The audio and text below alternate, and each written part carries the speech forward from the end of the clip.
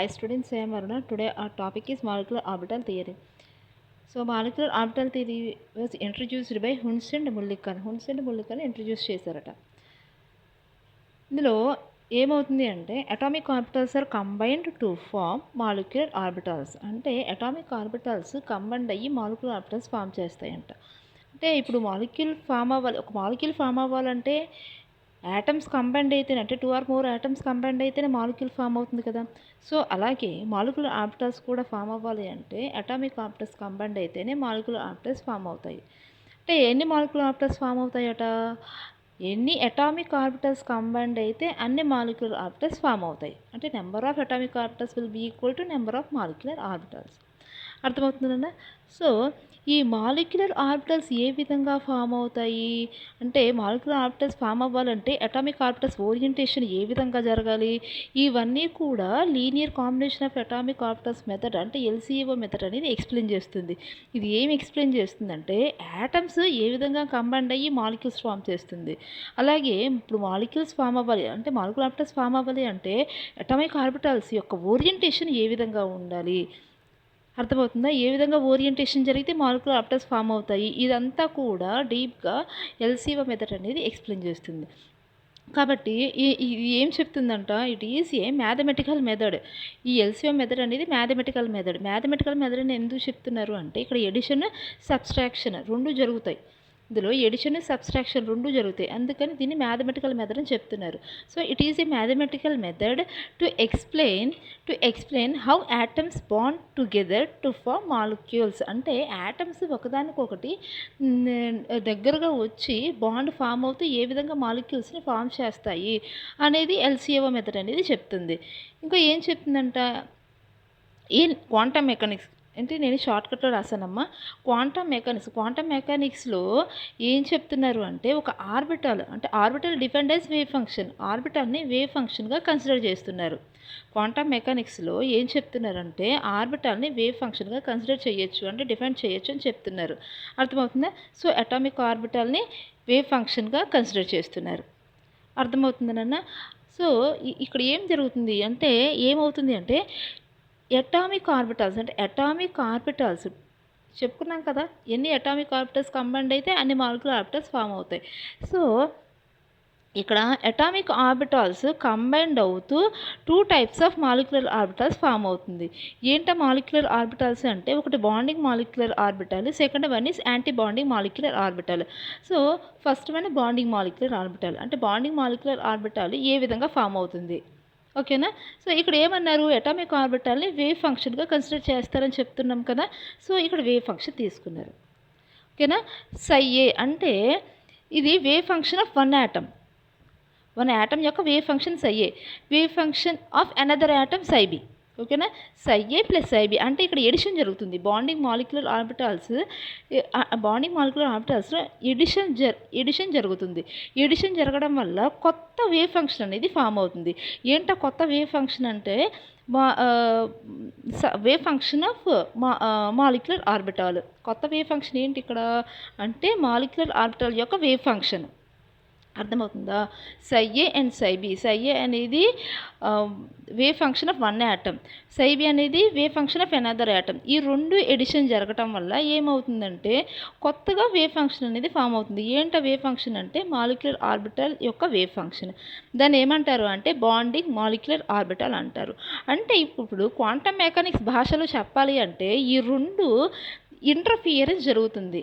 ఏంటో ఇంటర్ఫియరెన్స్ అంటే constructive interference జరుగుతుంది. అంటే ఈ వేవ్ ఫంక్షన్ తీసుకెళ్ళి దీని మీద పెట్టండి, ఏమవుతుంది, దీని యాంప్లిట్యూడ్ అనేది ఇంక్రీజ్ అవుతుంది కదా, డబల్ అవుతుంది. యాంప్లిట్యూడ్ అనేది ఇంక్రీజ్ అవుతుంది. అర్థమవుతుందా? సో కన్స్ట్రక్టివ్ ఇంటర్ఫియరెన్స్ జరగటం వల్ల ఫామ్ అయ్యే ఆర్బిటల్స్ని ఏమంటారు అంటే బాండింగ్ మాలిక్యులర్ ఆర్బిటల్స్ అంటారు. అర్థమవుతుందన్న. ఇది ψAB. ఈ bonding molecular orbitals having less energy more stable. వీటికి ఈ బాండింగ్ మాలిక్యులర్ ఆర్బిటల్స్ అనేవి తక్కువ ఎనర్జీతో ఉంటాయి. కాబట్టి ఇక్కడ చూడండి, ఇది ఎనర్జీ ఇక్కడ మనం బాటంలో రిప్రజెంట్ చేసామన్నమాట. బాండింగ్ మాలిక్యులర్ ఆర్బిటల్స్ని బాటంలో రిప్రజెంట్ చేసాం. These bonding molecular orbitals having less energy.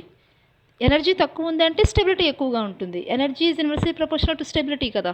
So, energy తక్కువగా ఉంది, స్టెబిలిటీ ఎక్కువగా ఉంటుంది. అర్థమవుతుందా? అలాగే సెకండ్ వన్ వచ్చి యాంటీ బాండింగ్ మాలిక్యులర్ ఆర్బిటాల్. ఈ anti bonding molecular orbital, bonding molecular orbital addition జరగటం వల్ల ఫామ్ అవుతుంది. యాంటీ బాండింగ్ మాలిక్యులర్ ఆర్బిటాల్స్ ఏ విధంగా ఫామ్ అవుతాయి అంటే సబ్‌స్ట్రాక్షన్ జరగటం వల్ల యాంటీ బాండింగ్ మాలిక్యులర్ ఆర్బిటాల్స్ అనేవి ఫామ్ అవుతాయి. సో, ఏ చెప్పుకున్నాం కదా! ఇది యాటమ్ యొక్క wave function. Be another atom యొక్క వేవ్ ఫంక్షన్. ఈ రెండు ఏమవుతున్నాయి? సబ్‌స్ట్రాక్షన్ జరుగుతున్నాయి. ఇది దీన్ని తీసుకెళ్ళి దీన్ని పెట్టండి రివర్స్ అవుతుంది కదా! అంటే నలిఫై అయిపోతుంది. అర్థమవుతుందా? నలిఫై అయిపోతుంది.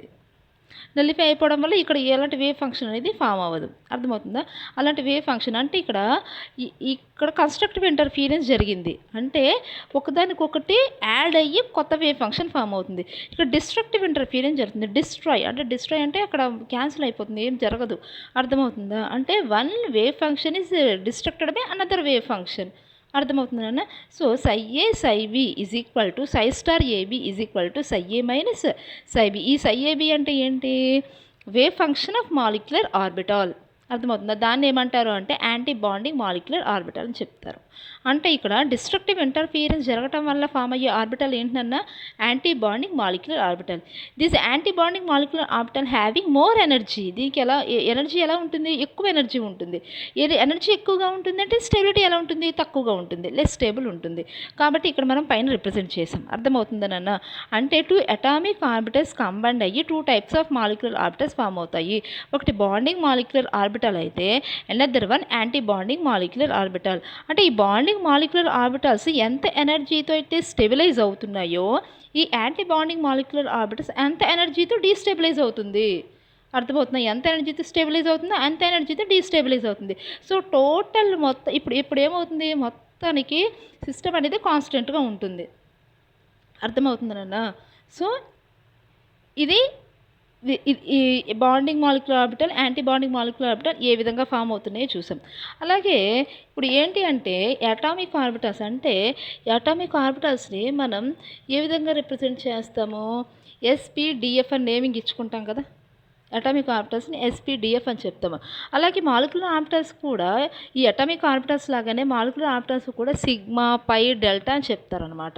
కానీ ఇక్కడ మనకు డెల్టా పెద్ద అవసరం ఉండదు. సిగ్మా, పై మాత్రమే యూజ్ చేస్తాము. ఓకేనా? సో, సిగ్మా ఎస్ అంటే ఎస్ ఆర్బిటాల్ ఓవర్లాప్ అవ్వటం వల్ల ఏ బాండ్ ఫామ్ అవుతుందంట? సిగ్మా బాండ్ ఫామ్ అవుతుంది. అర్థమవుతుందా? సో, ఇప్పుడు ఎస్ ఆర్బిటాల్ తీసుకున్నాము. ఎస్ ఆర్బిటాల్ స్పెరికల్ షేప్ కదా! సో, 2 ఎస్ ఆర్బిటాల్స్ అంటే ఇది ఒక యాటమ్ యొక్క ఎస్ ఆర్బిటాల్, అనదర్ యాటమ్ యొక్క s orbital. 2 types of 2 s orbitals తీసుకున్నాము. ఇక్కడ ఏం జరుగుతుంది? ఎడిషన్ జరుగుతుంది. అంటే ఇక్కడ ఏం జరుగుతుంది? కన్‌స్ట్రక్టివ్ ఇంటర్‌ఫియరెన్స్ అంటే సిగ్మా ఎస్ అనే కన్‌స్ట్రక్టివ్ ఇంటర్‌ఫియరెన్స్ జరగటం వల్ల బాండింగ్ మాలిక్యులర్ ఆర్బిటాల్ అనేది ఫామ్ అవుతుంది. అంటే ఇక్కడ ఎలక్ట్రాన్స్ ఎక్కడ ఎక్కువగా ఉంటాయి అంటే ఇక్కడ ఎలక్ట్రాన్స్ ఎక్కువగా ఉంటాయి. ఈ మధ్యలో చాలా ఉంటాయి కానీ తక్కువ. మినిమంగా ఉంటుంది ఎలక్ట్రాన్ డెన్సిటీ అనేది. ఓకేనా? అలాగే సిగ్మా స్టార్ ఉంది అంటే అది anti bonding molecular orbital. Star లేదు అంటే బాండింగ్ మాలిక్యులర్ ఆర్బిటాల్. గుర్తుపెట్టుకోండి అన్న. సో, ఈ సిగ్మా స్టార్ ఎస్ ఎలా ఫామ్ అవుతుంది అంటే 2 ఎస్ ఆర్బిటాల్స్ సబ్‌స్ట్రాక్షన్ జరగటం వల్ల. అంటే ఇక్కడ ఏమవుతుంది? డిస్ట్రక్టివ్ ఇంటర్‌ఫియరెన్స్ జరుగుతుంది. డిస్ట్రక్టివ్ ఇంటర్‌ఫియరెన్స్ జరుగుతుంది అంటే ఇక్కడ చూడండి, ఇక్కడ బాండ్ ఫామ్ అవ్వట్ల. అంటే ఇక్కడ అట్రాక్షన్ జరుగుతుంది. అట్రాక్షన్ జరగడం వల్ల బాండ్ ఫామ్ అయింది. ఇక్కడ అట్రాక్షన్ జరగట్ల, రిపల్సివ్ అవుతున్నాయి. ఆర్బిటాల్స్ రిపల్సివ్ అవుతున్నాయి. రిపల్సివ్ అవ్వటం వల్ల బాండ్ ఫామ్ అవ్వట్లేదు. అర్థమవుతుందా? సో, ఎలక్ట్రాన్ డెన్సిటీ ఇక్కడ ఎక్కువగా ఉంటుంది. ఈ మధ్యలో నోడల్ ప్లేన్ అనేది ఫామ్ అవుతుంది. నోడల్ ప్లేన్ అంటే ఏంటి? ఇక్కడ electron density there is no electron density in the nodal plane. Nodal plane అంటే ఇక్కడ ఎలక్ట్రాన్ డెన్సిటీ ఉండదనమాట. మ్యాక్సిమం ఎక్కడ ఎక్కువగా ఉంటుంది? ఈ లోబ్స్‌లో ఎక్కువగా ఉంటుంది. కాబట్టి ఇక్కడ సిగ్మా స్టార్ ఎస్‌లో ఒక నోడల్ ప్లేన్ ఉంటుంది. సిగ్మా స్టార్ అంటే యాంటీ బాండింగ్ మాలిక్యులర్ ఆర్బిటాల్. ఓకేనా? అలాగే సిగ్మా పీజెడ్ అంటే ఇది జెడ్ యాక్సిస్ అనుకోండి. సపోజ్ ఈ జెడ్ యాక్సిస్ అనుకోండి. అంటే orbital along the Z axis ఉంటుంది. ఓకేనా? డంబెల్ షేప్లో ఉంటుంది కదా! పీ ఆర్బిటల్ డంబెల్ షేప్లో ఉంటుంది. So, 2 p orbitals are combine to form new ఇదేంటిది? Sigma p z orbital. కొత్తగా పీజెడ్ ఆర్బిటాల్ అనేది ఫామ్ అవుతుంది. అంటే ఇక్కడ ఏమవుతుంది? అట్రాక్షన్ ఈ లోబు అట్రాక్షన్ జరుగుతుంది. అట్రాక్షన్ జరిగి ఇలాగ బాండ్ ఫామ్ అవుతుందన్నమాట. ఇలా బాండ్ ఫామ్ అవుతుంది. అర్థమవుతుందా? సో, ఇవి ఇలాగే ఉండిపోతాయి అన్నమాట. అర్థమవుతుందన్న. అలాగే sigma star pz. Sigma star pz చూడండి, ఇక్కడ కూడా రిపల్సివ్ జరుగుతుంది. మైనస్ అంటే డిస్ట్రక్టివ్ ఇంటర్ఫీరెన్స్ జరుగుతుంది. మైనస్ అంటే రిపల్సివ్ అవుతున్నాయి. ఆర్బిటల్స్ రిపల్సివ్ జరగటం వల్ల ఏమవుతుంది, ఇలాగే ఉండిపోతున్నాయి, బాండ్ ఫామ్ అవ్వడం లేదు. అంటే ఇక్కడ ఎన్ని నోడల్ ప్లేన్స్ ఉన్నాయంటే 1 నోడల్ ప్లేన్. అంటే there is no electron density in the nodal plane. ఇక్కడ ఎలక్ట్రాన్ డెన్సిటీ ఉండదు. మ్యాక్సిమం ఎలక్ట్రాన్ డెన్సిటీ ఇక్కడ ఉంటుందన్నమాట. ఓకేనా. ఇక్కడ 1 నోడల్ ప్లేన్ అయితే ఫామ్ అవుతుంది. అలాగే పై ఎక్స్ పై వై రెండు కూడా ఓరియంటేషన్ ఒకేలాగా ఉంటుంది. అంటే ఈ పై బాండ్ ఎలా ఫామ్ అవుతుంది అంటే సైడ్ వైజ్ ఓవర్లాపింగ్ కదా. సిగ్మా బాండ్ లాగా కాదు. సిగ్మా బాండ్ ఇలాగా యాక్సియల్ ఓవర్లాపింగ్ జరుగుతుంది. Pi bond side wise overlapping జరుగుతుంది. అర్థమవుతుందా. సో ఒక పై ఆర్బిటాల్ ఇంకొక పై ఆర్బిటాల్ సేమ్. అంటే పై ఎక్సే తీసుకోవాలి, పై ఎక్స్ పై వై తీసుకోకూడదు. అర్థమవుతుందా. పై ఎక్స్ ఆర్బిటాల్ అనదర్ పై ఎక్స్ ఆర్బిటాల్. ఒక యాటమ్ యొక్క పై ఎక్స్ ఆర్బిటాల్, ఇంకొక యాటమ్ యొక్క పై ఎక్స్ ఆర్బిటాల్, ఈ రెండు కూడా ఏమవుతుంది, ఎడిషన్ జరుగుతూ అంటే కన్స్ట్రక్టివ్ ఇంటర్ఫీరెన్స్ జరుగుతూ బాండింగ్ మాలిక్యులర్ ఆర్బిటాల్స్ ఫామ్ అవుతున్నాయి. అంటే ఈ రెండు ఇక్కడ ఇది న్యూక్లియస్ కదా, ఇది న్యూక్లియస్. ఈ రెండు ఏమవుతున్నాయి అంటే ఓవర్లాప్ జరుగుతూ ఇక్కడ బాండ్ ఫామ్ అవుతుంది. అంటే పైన ఒక లోబు కింద ఒక లోబు ఫామ్ అవుతుంది అనమాట. అర్థమవుతుందా. ఇది యాక్సిస్, ఇంటర్ న్యూక్లియర్ యాక్సిస్ అంటాము దీన్ని. పైన ఒక లోబు కింద ఒక లోబు ఫామ్ అవుతుంది. సో అంటే ఇక్కడ ఎన్ని నోడల్ ప్లేన్స్ ఉన్నాయి, only 1 nodal plane is formed. So nodal plane is equal to 1. అలాగే sigma star pi x sigma star pi y అంటే మైనస్ అంటే డిస్ట్రక్టివ్ ఇంటర్ఫీరెన్స్ జరగటం వల్ల అంటే ఇక్కడ రిపల్సివ్ అవుతున్నాయి. ఆర్బిటల్స్ రెండు కూడా రిపల్సివ్ అవుతున్నాయి. సో ఏమవుతుంది, ఇది ప్లస్ మైనస్ రిపల్సివ్ అయ్యి ఈ రెండు కూడా ఇలా సపరేట్ అయిపోతున్నాయి అన్నమాట. అర్థమవుతుందా. అంటే ఇక్కడ ఎన్ని నోడల్ ప్లేన్స్ ఫామ్ అవుతున్నాయి అంటే 2 నోడల్ ప్లేన్స్ అనేవి ఫామ్ అవుతున్నాయి. అర్థమవుతుందా. అంటే ఇదంతా ఏమి ఎక్స్ప్లెయిన్ చేస్తుంది అంటే ఎల్సిఓ మెథడ్. ఇదంతా అంటే ఓరియంటేషన్ ఏ విధంగా జరుగుతుంది, మాలిక్యులర్ ఆర్బిటాల్ ఫామ్ అవ్వాలంటే ఓరియంటేషన్ ఏ విధంగా జరుగుతుంది, ఇదంతా కూడా ఎల్సిఓ మెథడ్ అనేది ఎక్స్ప్లెయిన్ చేస్తుంది. అర్థమవుతుందన్న. Okay, thank you for watching. ఈ వీడియో మీకు నచ్చినట్లయితే లైక్ చేయండి, షేర్ చేయండి, సబ్స్క్రైబ్ చేయండి.